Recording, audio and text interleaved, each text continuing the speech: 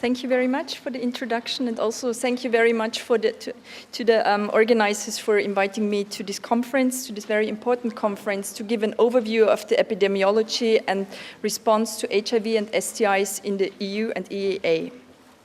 What I would like to present you in my talk is a brief overview of our mandate and our key priorities at ECDC, show you the methods of data collection that I'm going to present, so in regards of surveillance and response, and then give you an overview of the results of HIV, syphilis, chlamydia, and gonorrhea. First of all, overall surveillance data, and then I'm going specifically to MSM in regards of epidemiology and also to the response. And if we have time, I would also like to show you a few more slides on migrants. So first of all, the European Commission and the founding regulation provide ECDC with a strong mandate for surveillance of communicable diseases within the EU and EEA. However, prevention and control are responsibilities of the individual member states. We do, however, support countries by providing guidance, scientific advice, and best practices. So at the moment, our key priorities are to our enhanced surveillance of HIV, STI, and hepatitis B and C. I'm going to show you the epidemiological situation. Further, we support member states to implement behavioral surveillance, as we have heard already this morning, and we conduct HIV modeling estimates. Our second key priority is to monitor the commitments on HIV and AIDS. We are strengthening the monitoring and evaluation through the EU Action Plan and monitoring the Dublin Declaration. And as a third key priority, we enhance prevention and control programs to reduce health inequalities by giving scientific advice, producing guidance documents on prevention and control, and we support countries with evidence-based guidance and best practices. We further support chlamydia prevention and control programs and focus on populations at risk, such as MSM, IDU, migrants, and youth. We also have a project on screening strategies for hepatitis and HIV. So in overall, ECDC, or my disease program, is dealing with the HIV and STI epidemic. So we are gathering surveillance data. And as a second thing, we deal with the HIV response. First of all, with the country responses. I'm going to focus on that today, and further on the European Commission response. So first of all, I show you briefly the methods of data collection for the surveillance at European level. Since 2008, in collaboration with the WHO Europe, ECDC coordinates the European surveillance of HIV/AIDS in 53 countries. This is done through a standardized data collection through an online reporting system, and normally for World AIDS Day, these data are published through an annual HIV surveillance report. A number of slide sets is produced and press releases. Further, we have an enhanced surveillance for STIs, and we coordinate the STI surveillance network since 2009 in 30 countries. Data are collected on 5 STIs, namely chlamydia, gonorrhea, syphilis, congenital syphilis, and LGV, retrospectively from 1990 onwards. This is done through a standardized online reporting system tool called TESI. And we produce annual surveillance reports. The data I'm showing you today will be published in the next few months. Further, we coordinate an STI microbiology network, which focuses on the resistance in gonococci. And we also have a platform to monitor unexpected events called EPIS-STI. The methods of data collection in regards of response. First of all, the EU Commission has mandated ECDC to develop a framework to monitor the Dublin Declaration, and through an advisory group with all relevant stakeholders, this has been developed, and various workshops have been performed, and the indicators are now harmonized. I will show you on the next slide. So on a European, in Europe, we have 3 major monitoring systems in place to track the response to the HIV and AIDS response. And ECDC is responsible for monitoring the implementation of the Dublin Declaration. UNAIDS is responsible for monitoring the implementation of the Global AIDS Response Progress, so formerly known as UNGAS, and WHO and UNICEF are responsible for monitoring implementation of the health sector response. So in previous years, countries had to report to all of these data collection institutes separately. However, it has been agreed on a set of indicators, and data are now collected in a single and coordinated process to fill the gaps for all, or fill the information need for all these three monitoring systems. In 2012, the overall submission rate was 93%, so 51 out of 55 countries participated. And for the reports on the Dublin Declaration, 10 topical reports are going to be published over the next few months. And I'm going to focus today on the reports on MSM and migrants. I show you some results now from the epidemiology, so our surveillance data overall. As you all know, in 2011, we had almost 28,038 new HIV diagnoses reported to ECDC, which is a 5.7 diagnosis per 100,000 of the population. 11% of all these diagnoses were between 15 to 24-year-old people, and the male-to-female ratio was 3.0, so meaning for each female, 3 male cases were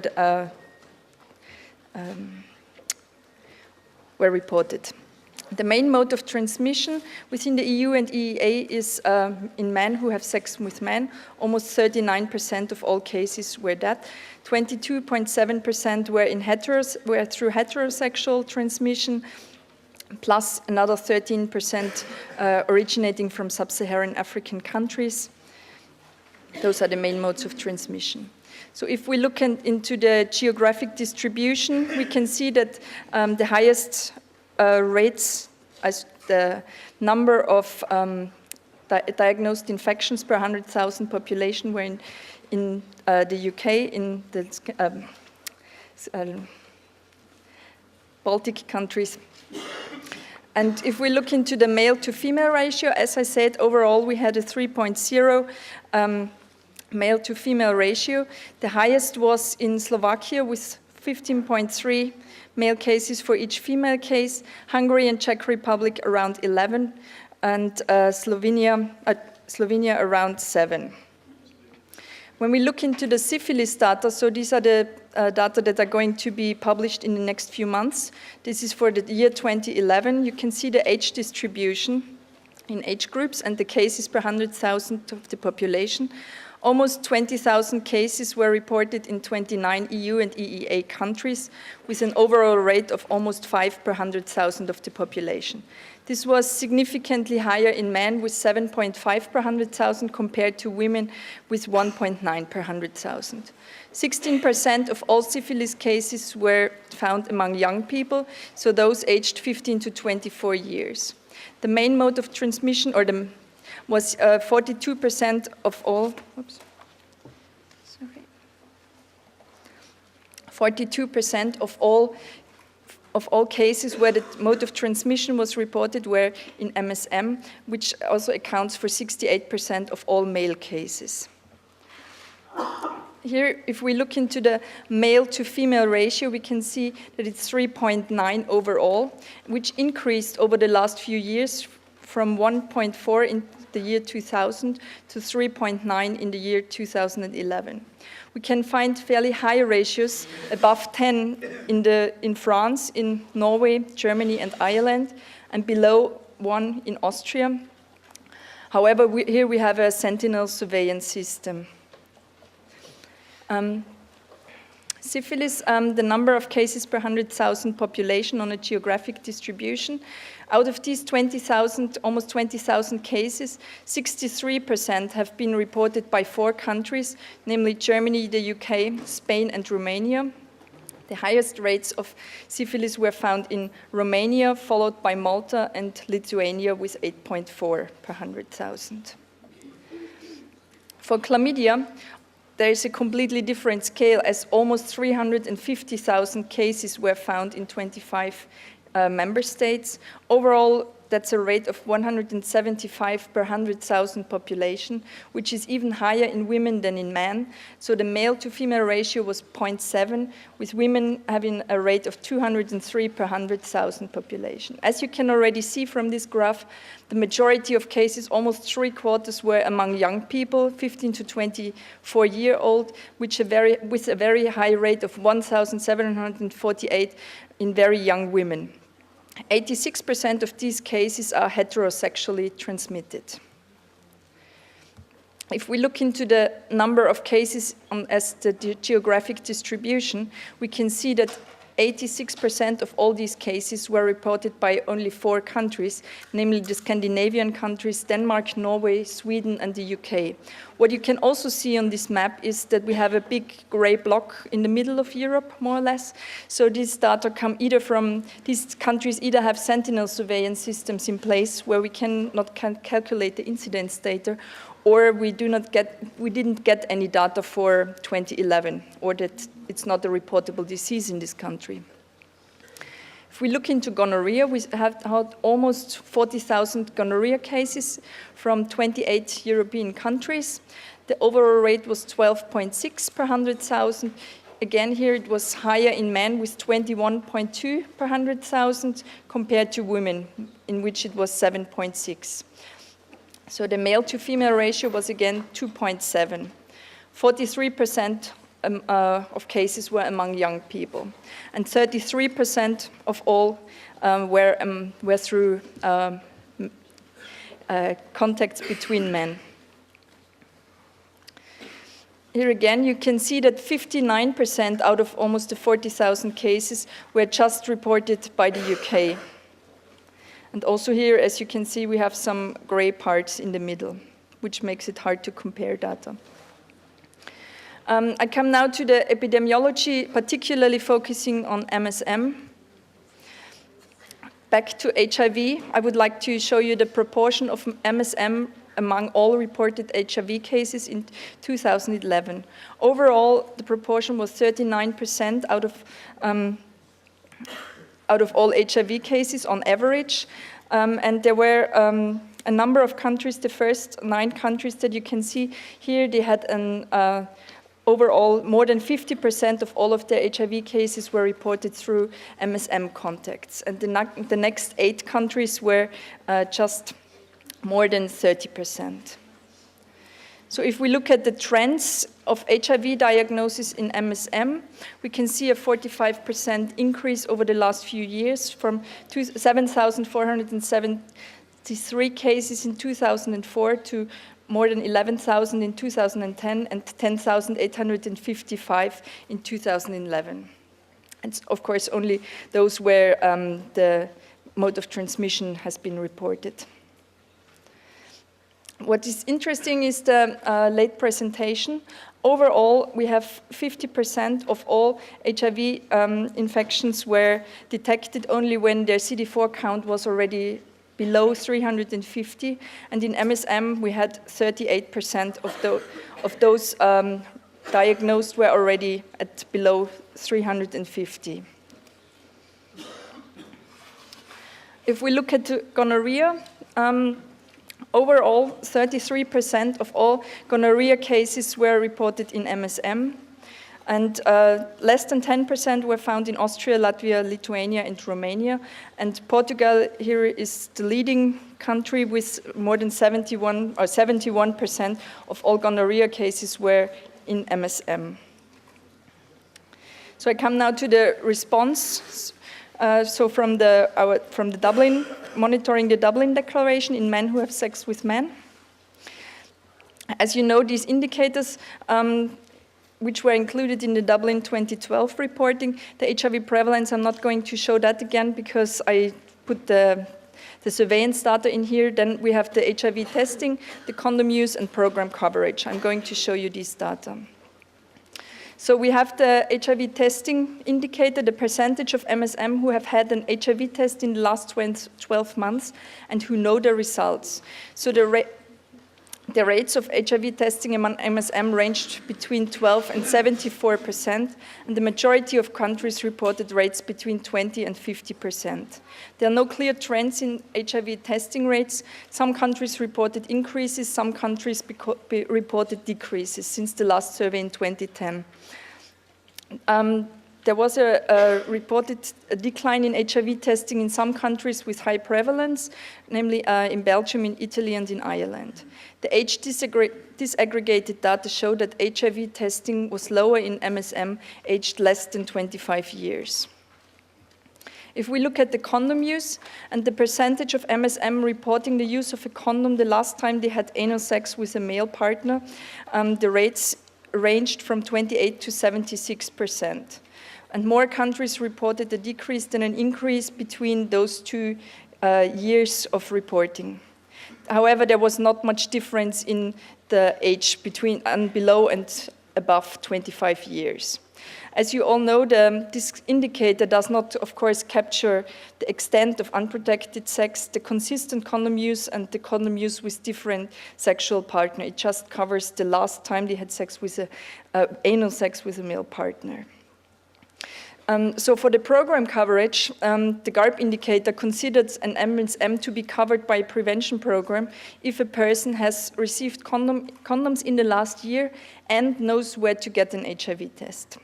However, the indicator deemed as an inadequate measure of prevention coverage in the EU and EEA countries. So an advisory group recommended to develop a new indicator drawing on the program coverage from EMIS data. So MSM considered to be covered by an HIV prevention program if they had been reached by an MSM-specific HIV prevention in the last 12 months and they did not have unprotected anal sex in the last 12 months because of non-availability of condoms, and if someone was HIV negative, they were confident or quite confident where to get an HIV test, and if they were HIV positive, they had their HIV infection monitored within the last 6 months. So for the 8 countries using the GARP indicator, the coverage ranged between 21 and 80%, and for the remaining 26 countries, the coverage ranged between 43 and 77%. The prevention coverage was high in 8 countries, namely Belgium, Denmark, France, Finland, the Netherlands, Norway, Switzerland, and the UK, and low in 5 countries as Bosnia-Herzegovina, former Yugoslav Republic of Macedonia, Latvia, Lithuania, and Moldova. To conclude for MSM, the available data show that MSM are still a key population with a high prevalence of HIV, syphilis, and gonorrhea, that the HIV testing rates in most countries are between 20 and 50%, and there is a decline in some countries with very high prevalence among MSM.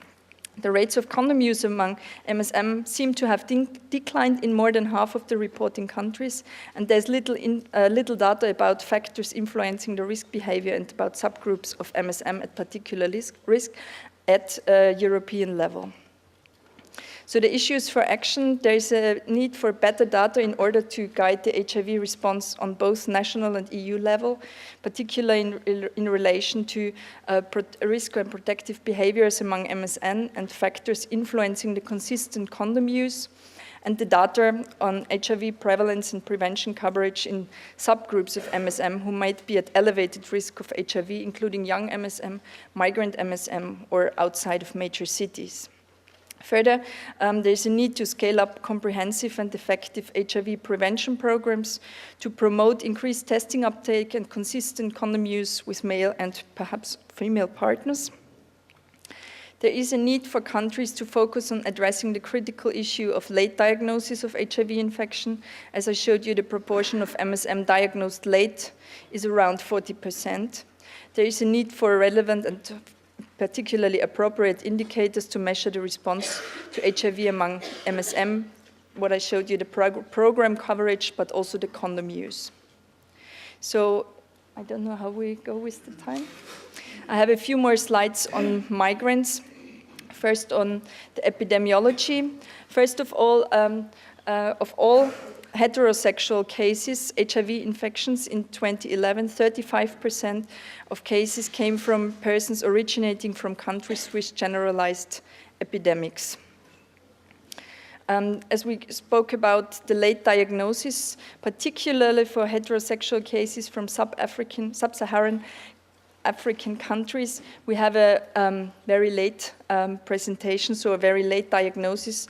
63% of them are already in need of therapy, so the CD4 count is below 350 when they are diagnosed.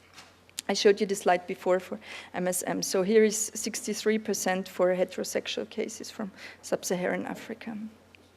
So what's the response in regards to migrants? I just want to show you this picture that countries were asked if they identify migrants as an important subpopulation in their HIV response, and the majority of countries did so. Oops. Okay. Some slides missing. Sorry for that. Of all heterosexual cases, 35% came from countries with generalized epidemics. However, most countries identify migrants as important population in the response to HIV.